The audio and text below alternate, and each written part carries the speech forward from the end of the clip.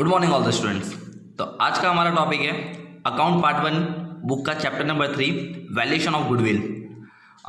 अभी I think मैं इसके थियोरेटिकल से पहले मैं इसके प्रैक्टिकल पे आ जाऊंगा, पर उसके लिए पहले थियोरेटिकल में आपको थोड़े से कुछ कंसेप्ट बता दूं कि फर्स्ट ऑफ ऑल तो गुडविल यानी होता क्या है। तो गुडविल यानी क्या कि किसी भी फर्म की बोलते हैं ना हमने, किसी भी फर्म की अगर वैल्यू बतानी है, किसी भी फर्म की वैल्यू कितनी है मार्केट में, उसकी रेपुटेशन, उसकी वैल्यू कितनी है, तो उसके लिए हम किसका यूज़ करते हैं? गुडविल का यूज़ करते हैं। और ये किस टाइप की एसेट्स होती है? It is an intangible assets. ये किस टाइप की होती है? इनटेंजिबल, जिसको हम देख सकते नहीं हैं। तो ये कुछ ऐसे बेसिक इसके क्वेश्चंस हैं। खाली मैं आपको क्वेश्चंस यहाँ पे बता देता हूँ कि कौन कौन से क्वेश्चन इसमें से पूछे जा सकते हैं इस चैप्टर में से। तो पहला क्वेश्चन तो ये है कि इसकी डेफिनेशन पूछते हैं कि what is the mean of goodwill. एक क्वेश्चन ये है।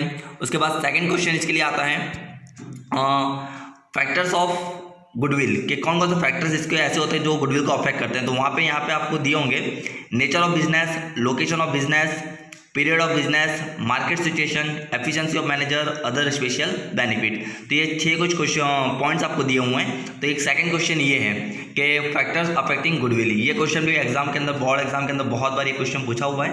सो इसका जो एक्सप्लेनेशन है वो मैं आपको बाद में देने वाला हूँ। पर उससे पहले आज हम लोग को जो डिस्कशन करना है वो हमें डिस्कशन करना है इसका प्रैक्टिकल पार्ट। तो हम लोग डायरेक्ट जंप करते हैं methods of valuation of goodwill. तो आज इसके अंदर मैं आपको 4 मेथड हैं, उसमें 2 मेथड के पहले सम करवाने वाला हूँ। उसके बाद नेक्स्ट वीडियो में आपको मैं 2 मेथड के सम करवाऊंगा।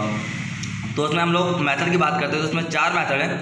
First one is the average profit method, second is a weighted average profit method, third is a super profit method and fourth one is a capitalization profit method. Okay, चलिए तो हम first पे jump करते हैं average profit method. तो first of all तो आपको उसका फॉर्मूला यहाँ पे दिखाई दे रहा होगा। एवरेज प्रॉफिट के अंदर आपको फॉर्मूला दिखाई दे रहा है total profit of given year divided by number of year. और उसके बाद नीचे फाइंड आउट क्या करना है आपको? गुडविल। गुडविल का फॉर्मूला है average profit into number of year of purchase, number of year of purchase bracket में लिखा हुआ है डिफाइनेड ईयर, जो आपको एग्जैक्ट सम के अंदर दिया होगा। ओके, चलिए तो हम लोग जंप करते हैं सम नंबर फर्स्ट पे। मैं यहाँ पे आपको सम नंबर फर्स्ट पे ले जाता हूँ। देखिए यहाँ पे दिखाई दे रहा है हमको सम नंबर फर्स्ट। पहले मैं सम रीड करता हूँ।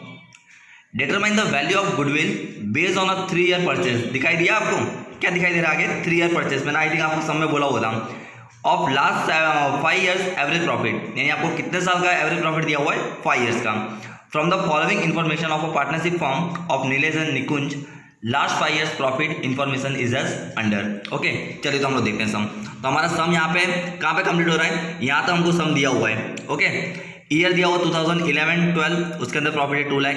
12-13 के अंदर है 2,10,000। 13-14 के अंदर है 1,90,000। 14-15 के अंदर है 2,15,000 एंड 15-16 के अंदर है 2,20,000।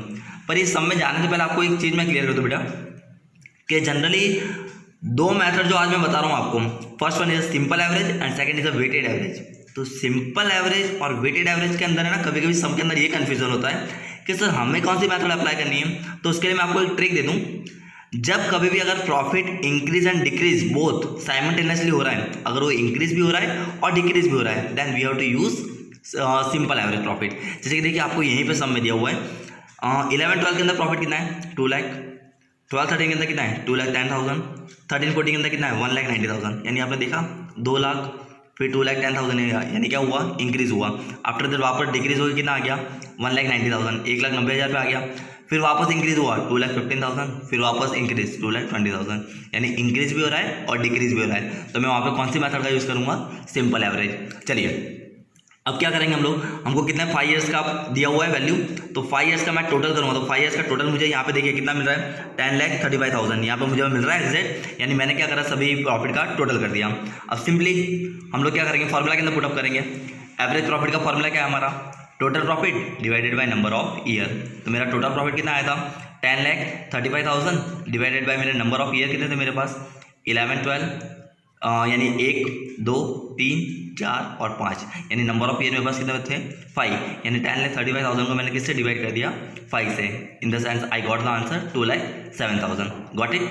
चलिए अब ये कैलकुलेट करने के बाद हमें क्या करना पड़ेगा? उसके अंदर गुडविल क्रिएट करनी पड़ेगी।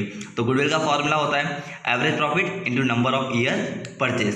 तो हमारा एवरेज प्रॉफिट कितना आया था? 2,07,000 और मैंने आपको नंबर ऑफ परचेज ईयर तो ऊपर ही हाईलाइट करा था।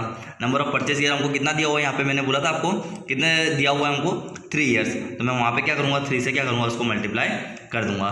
तो नंबर ऑफ ईयर परचेज कितना था 3, I got 6,21,000, got it. Okay चलिए इस तरह हम इसका एक दूसरा भी एक एग्जाम्पल देखते हैं। Hasu and Vasu are partner of a firm.